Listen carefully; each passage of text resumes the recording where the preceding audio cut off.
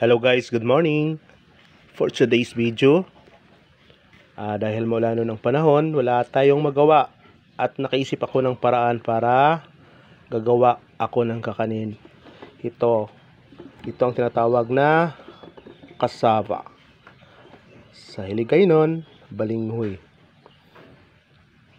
Guess what? Kung ano ang gagawin ko mamaya.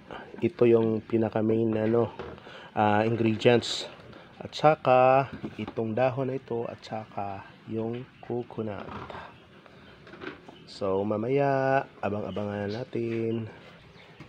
Ito na guys.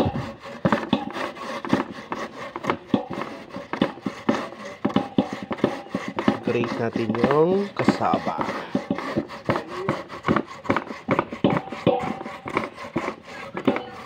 Pagkatapos guys, ito na siya. Ito na siya guys. Haluan na ng niyog at saka i-mix.